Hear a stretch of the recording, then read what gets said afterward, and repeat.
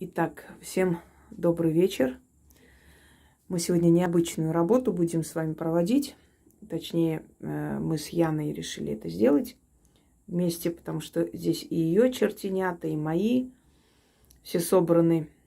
Хочу сначала вам показать, чтобы вы полюбовались этой работой.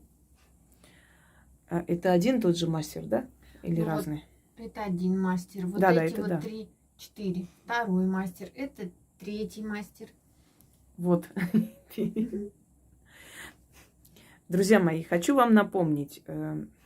Вот откройте все-таки мою лекцию, посмотрите черти, духи чертогов, от слова чертоги. Духи, которые спускаются из чертогов для того, чтобы, с разной миссией, с разными заданиями. Некоторые из них охраняют, например, лес определенное время, некоторые охраняют живую природу. То есть они выполняют определенную функцию. С принятием христианства, естественно, все силы, духи дохристианские, да, языческие, они были объявлены вне закона, и уже как бы к ним отношение такое пренебрежительное. А на самом деле эти все силы, они нам помогают, потому что они вместе с нами, наравне с нами живут в том самом пространстве, во Вселенной, где и мы, то есть имеют полное право жить, они такие же жители. Просто они потусторонние жители, духи потустороннего мира, не нашего, это другого измерения. Однако черти, они были, поскольку они были духи чертогов, но оберегали природу, то они принимали обличие животных. И более всего, чаще всего, обличие козлов. Поэтому их изображали как похожие на козла, потому что, во-первых, они вездесущие, то есть козлы, которые поднимаются во все эти углы и щели. Во-вторых, это показывало их упрямство, их хитроумие, их умение маскироваться и так далее.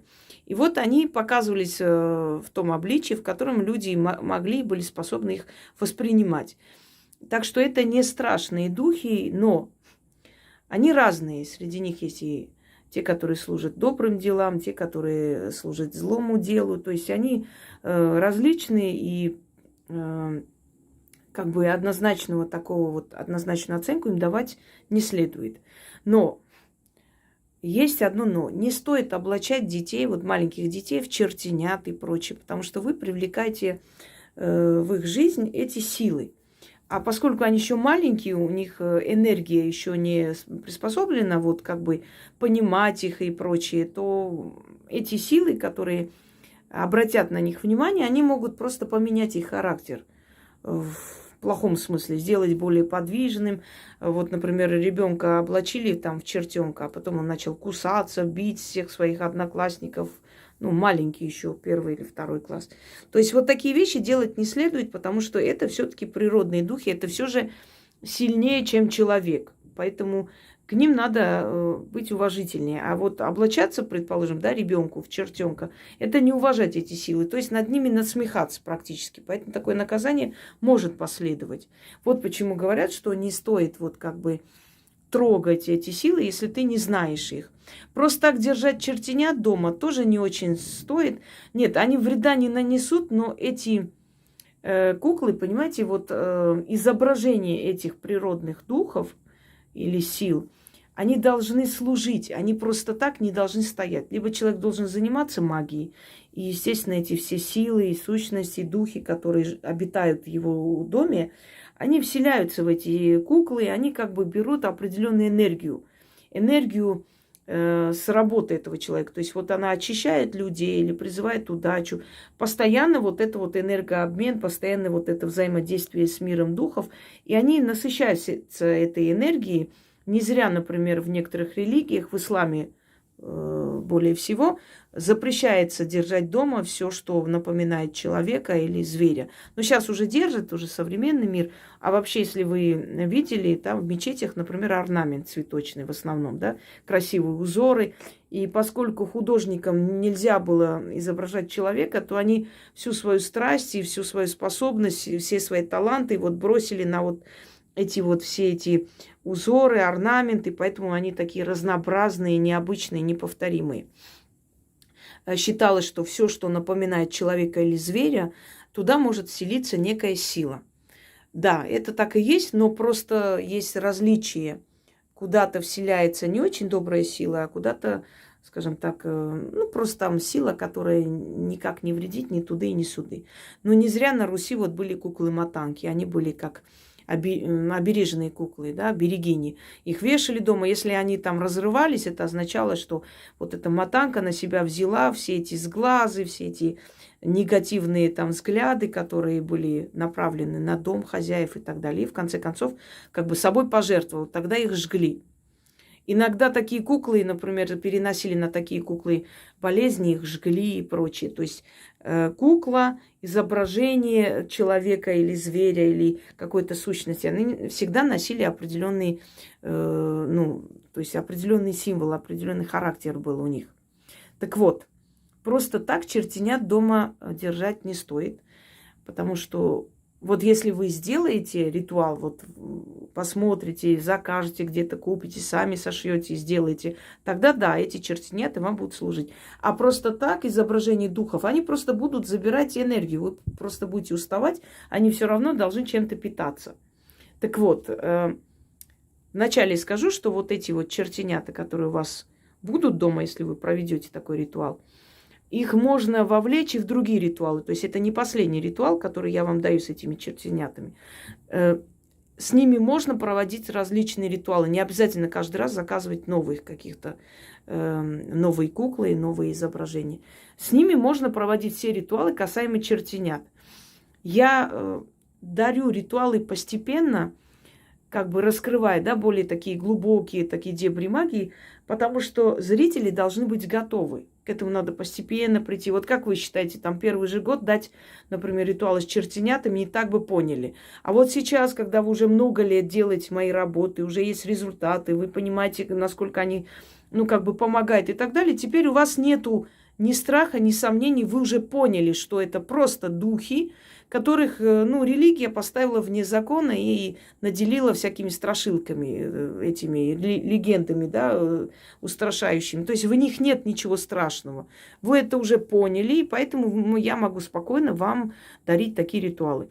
Так вот, в старину шили таких куклы, похожие на чертенят, ну, различные, даже из соломы делали, в общем, из лоскутов ткани и прочее. И один чертенок был белый, другой черный. И на них начитывали, на удачу, на прочее. К сожалению, вот эти вот, именно вот заговорная часть, она не осталась. То есть вот многие, очень многие работы я восстанавливаю просто потому, что, во-первых, я историк, во-вторых, я очень много, то есть я читаю именно, знаю этнографию, да, и в-третьих, мне все-таки дано, мне приходит эта информация. Может быть, многие ритуалы я и восстанавливаю, вот забираю из этих пластов информации, да, и вам выдаю. И на основе вот этой традиции белого чертенка и черного чертенка я хочу вам подарить сегодня ритуал, но который вы можете проводить часто. Смотрите, вам нужно будет время от времени вот этих чертенят, значит, посадить на деньги, на красную ткань, на золотистую ткань, на мех, как хотите. Но перед ними нужно поставить вино, поскольку они, ну, эти силы, они питаются спиртными, то есть спиртное имеет определенную энергию. Сахар, кусочки, конфеты. Один день оставляйте, на следующий день это выкидывайте, выливайте. Ну, некоторые спрашивают, а если ребенок съел? Да ничего страшного там не произойдет, но постарайтесь, чтобы такого не было. Но если съел, не страшно. Оно просто обесточенное. Мы питаемся физической едой, да, а духи питаются молекулами еды, то есть ароматами, запахами. Мы отправляем это в потустороннее пространство, они этим питаются. Они вот это взяли, съели, то есть забрали себе для пропитания молекулы еды, энергию еды, и все, оно уже обесточено, его надо выкидывать. То есть оно и не вредит, и не нужно, и ничего. Вы сажайте этих чертенят, читайте этот заговор и угощайте их этим всем. Можете угостить после того, как они исполнят то, что вы просите, да.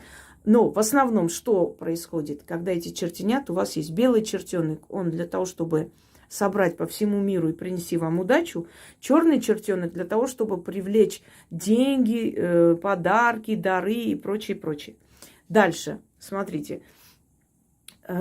Почему именно вот чертенята все время в этих ритуалах? Потому что считается, что детки этих духов-чертогов, они очень шустрые. И поскольку они очень игривые, они любят, то есть они любят исполнять что-либо и получать взамен что-либо. Это как все дети. То есть им нравится что-то принести, пойти там за каким-то заданием, выполнить это задание и получить награду. И поэтому чертенят все время призывали купцы, когда хотели быстро товар продать. Вот смотрите, вот что происходит. Вот, например, человек, вот я показывала, как дождь останавливается, да, или как ветер утихает. Вы видите физическое проявление магии. Вот начитали, дождь остановился. Ну, понятно, что дождь вечно не будет лить, но если вы начитываете, и через там 2 минуты дождь останавливается, значит, он остановился все-таки от вашего заговора. Вы видите физическое проявление. Вот четко, ясно показано, дождь был, сейчас нету. Вот ветер был, начитали, ветер утих. А в остальных случаях это происходит в тонком плане. То есть вы не видите этого, но оно происходит. Вот вы идете, например, сдавать экзамен, да, вы начитали, и вот ни с того ни с сего этот ректор или кто там, экзаменатор сказал: да и черт с тобой, ладно уж, ладно, ставлю тебе. И прям неожиданно такой человек, от которого в жизни не ждешь, такой вот прям подобрел, вот как бы вот так. Я сдала так экзамен, когда мы сдали один экзамен, то есть по педагогике, и я, естественно, во всеоружие пошла, начитала все, что положено, и еще немножко мой острый ум сыграл роль. Я, значит, сдавала там 10 заповедей. И когда я там не убей, не укради, не прелюбодействуй и так далее, я говорю, знаете, я что-то не помню остальное, наверное, просто их не соблюдаю, поэтому. Вот. И тут приходит этот экзаменатор один и говорит: давайте сегодня же сдадим и историю. Ну, никогда в жизни от него такого вообще никто не ожидал. Он говорит: давайте, пока мы на веселе, быстренько принесите. Они какие-то вопросы задали несколько. Честно, историю я очень быстро... И мы аж у всех глаза такие. Я понимаю, почему. Потому что начитано было. То есть вот смотрите, в тонком плане происходит. Вот человек, который должен вам поставить зачет или там что-то там сделать для вас, подписать что-то. Вот просто добреет на глазах, вперед и делает. То есть от него это не ожидали, а он сделал. Вот в тонком плане это получилось. Вот как чертенят призывают купцы. Они шустрые, они быстрые. И вот это практически, вот как описать, как будто они вот прям за подол тащат всех туда, к этому товару. Идите, покупайте быстренько. Яна знает, она с чертенятами часто, она их призывает. И, то есть они делает этот ритуал с чертенятами. И, ну, короче, знает она это дело. И такое же дело, когда ты вот одно время свои изделия, да, выносила, там продавала на этих ярмарках, да. Они как тащат людей. Знаете, как внушают человеку, что тебе это надо. Купи, обязательно это нужно тебе. Вот прям смотри, какая красота, больше не будет. То есть они шустрые. Вот в денежном плане и так далее. Поэтому призываются то есть от духов чертогов их детей, детенышей, которые приходят, выполняют твое желание и получают награду. Теперь вы можете этих чертенят дома где-нибудь в красивых местах поразложить. Вы можете поставить там, то есть посадить их там, где вот ваш кабинет, где вы работаете, потому что там, в принципе, вам удача и деньги нужны, да? Я рядом с книгами сидят. Да, рядом с книгами сидят.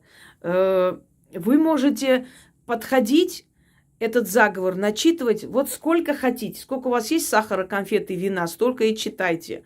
Но обязательно им потом принесите. Или в это время, как вы начитали, сразу поставьте им кушать. Или после, как они вам принесли. И вы просто заметите, вот сколько эти чертенят в вашем доме, туда будет постоянно тянуться удача и деньги. Постоянно. Вам на все будет хватать. Теперь насчет вопроса, что, например, вот я переезжаю туда-сюда. Так возите с собой.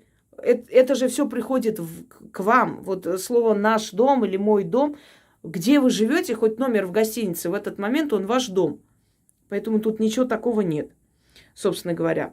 Итак, давай я, наверное, один раз ты прочитаешь, потом я. Читать нужно 6 раз. Вот здесь вот плод вашей фантазии, как хотите. Вы можете это провести как хотите. Можете потом даже нам отправить, показать, какие у вас чертенята. Нам же интересно. Нет, дальше. Все? Да, все. Все. Это один. Да, это общее там как бы дается задание, а потом каждому чертенку. Все, давайте начитаем, и вот еще раз покажу. Смотрите, какие необычные. Да, давайте. Пойду я из дверей в ворота, из ворот во чисто поле. Посреди того поля изба стоит. Изба непростая, изба золотая. В той избе живут чертенята, удачливые да богатые, счастливые да сытые, черные да белые, малые да средние. Эй вы, чертенята, меня послушайте, что прикажу, что укажу, вмиг исполните. А я вас зато сладким угощу, вином напою, в красный угол посажу, буду холить да лелеять. Белый чертенок, по всему свету гуляй, удачу со всех для меня собирай, неси все в мой дом. Каждое дело удачей венчай, каждое мое желание исполняй. Только пожелаю и тут же получаю. Действуй, чертенок. Черный чертенок, по миру гуляй, со всех деньги, золото да серебро собирай. В мешках, каменьях да дары неси, и все в мой дом. Все мне принеси, со всего мира, из шахских дворцов, из царских ларцов, из султанских покоев, все богатство и деньги в мои закрома, да в мои сундуки. Мне столько денег отовсюду неси, чтобы некуда было спрятать. Нет счету звездам, не будет счету моим деньгам. Действуй, чертенок. Чертенята, чертенята, шустрые ребята, богатые да удачливые, хитрые да изворотливые. Беру вас на службу, с вами я затеваю дружбу. Вам у меня в доме жить, мне служить. Нам жить-поживать, богатство наживать, врагам на зависть, нам на радость и усладу. Столько добра и денег соберем, что мир будет дивиться. Отныне мы с вами неразлучные друзья. Вы мне богатство дарите, а я их трачу. На то мы решили. Ключ, замок, язык. Заклято. Я смотрю на этого чертенка, думаю, блин, кого мне напоминает уже который день? Моя двоюродная сестра в детстве, без пятака, и даже взгляд такой же хитрый. Жанна, блин, я думаю, как же это вообще, кто же это вообще мне передо мной вообще, я это поняла. Я как-нибудь тебе фотографию покажу, если найду в компьютере. Блин, это ж надо же так. Ладно, надо ей показать, чтобы она обрадовалась. Так. Итак, теперь я читаю. Пойду я из дверей в ворота, из ворот во чисто поле. Посреди того поля изба стоит. Изба непростая, изба золотая. В той избе живут чертенята, удачливые да богатые, счастливые да сытые, черные да белые, малые да средние.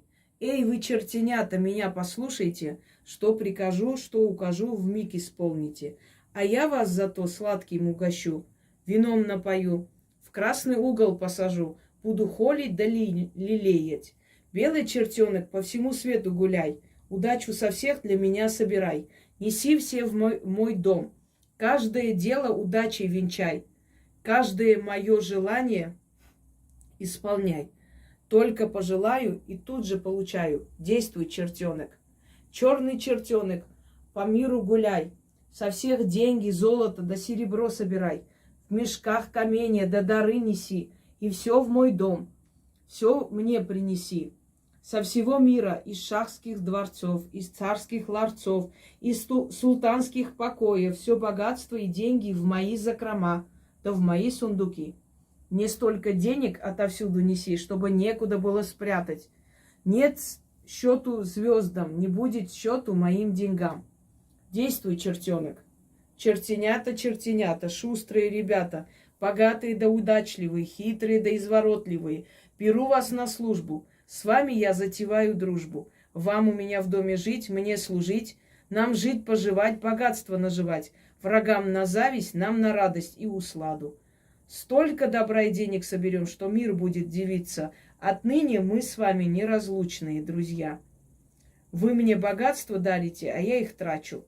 На то мы решили. Ключ, замок, язык. Заклято. Так, и еще раз Яна прочитает, и достаточно, потому что мне кажется, что А читать нужно 6 Да, раз. 6 раз. Не обязательно нам 6 раз читать. У нас тем более и рассказ длинный, и это памяти может не хватить. Так что еще раз и последний раз читает Яна.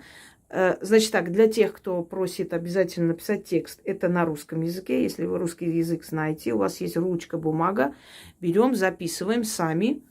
Если вам очень срочно, вот срочнее всех надо.